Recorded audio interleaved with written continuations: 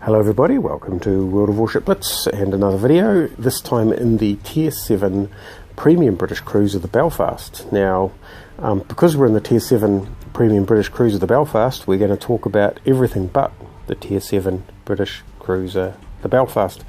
Now that's because the Belfast is no longer available, and I don't think it's going to be available again because basically it's got a great combination of smoke, radar, sonar, HE and small size and agility, and it makes it a great ship to play. Now, just for those that feel like they're missing out because the Belfast isn't available, I'm going to have to say that as a cruiser, British cruiser main, which is my specialty, the Fiji is a better ship for hunting DDs. This is more of a better support ship, so you know, if you're feeling that you're missing out on the DD hunting, go for the Fiji, or to be honest, the Leander, or the best destroyer murderer that I can think of is actually the Sirius. It's almost destroyer-like detection radius, those 10 relatively rapid firing gun firing AP that are guaranteed to penetrate, not over penetrate destroyers. It absolutely thrashes them. 3 smokes. Got all the benefits of, most of the benefits of the Atlanta, but none of the downsides. Anyway, that's enough about British cruisers, because I'm actually here to talk about what I think would improve the game. So there's a number of suggestions that I've got, and the first suggestion is a relatively simple one, and that is statistics. I believe that Wargaming has all the statistics for all the battles that we've played, and the reason for that is that when I look in the statistics, it knows my greatest number of kills, it knows my average damage, and to have average damage it must have the damage for every battle played in that ship, and so storing data is pretty cheap. It wouldn't surprise me if they've got actually the full history, and I think it would help the community to expose that. The other thing is making it possible for people to see, let's say, the last 10% of battles played, so that you can really size up an opponent. I think that if people look at my statistics, especially with some of the Pan-Asian ships, they will get a completely mistaken impression about my capability, and that is because my initial battles were shocking. And if they look at the last 10%, for example, Anshan is the first battles I played, I lost all of them, but now if I have to grind out some wins, basically the Anshan is the ship that I take to try and guarantee wins as quickly as possible. So next item, a really simple one, sound effects. So I was playing Encounter, and basically you've got this rumbling lightning, which to be honest can get a bit annoying after several thousand games. I think the Strait has the sound of lightning, and I'm pretty sure there's another map out there with the sound of rumbling, sound of lightning. That's all good, but give us the sound effects like they have on the PC.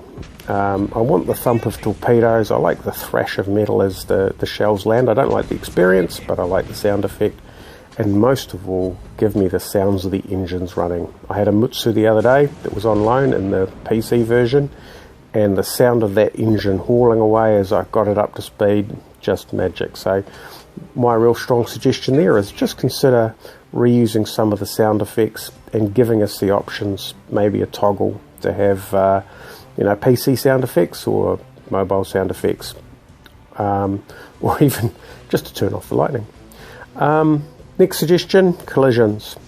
I don't believe that I'm not going to advocate the sort of the ramming mechanic that exists in the PC game. I think this game is a little bit, the maps are quite small, but what I think would really help is if 2 ships are in contact and they're enemy ships, then you should calculate flooding damage and pass the damage between the 2 ships. So what I mean by that is that if a battleship encounters a destroyer, and they ram into each other and they stay in contact, while they're in contact, the battleship calculates flooding damage and the destroyer takes it.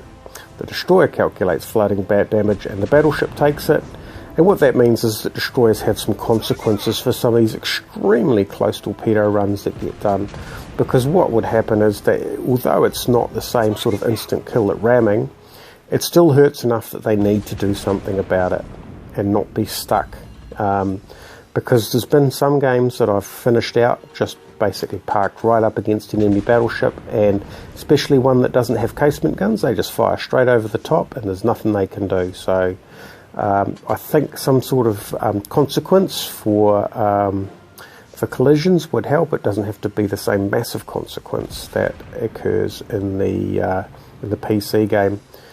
The other suggestion I have is potentially increasing the torpedo arming ranges so that they don't seem to arm, let's say, 10 metres off the side of the ship. Give it a ship length or a ship length and a half, and what that means is that at the moment, battleship captains especially, but even cruiser captains have to think ahead. For destroyer captains, there's none of that, and I think add some consequence for missing a torpedo run so that they have to judge it right. They have to think ahead as well, and it's not a case of just parking right up next to a battleship and unloading your torpedoes over the gunnels. So those are my suggestions. Really quick, really easy, probably really easy to test. I hope people like them, and I hope you like this video. Thanks for watching. Catch you next time.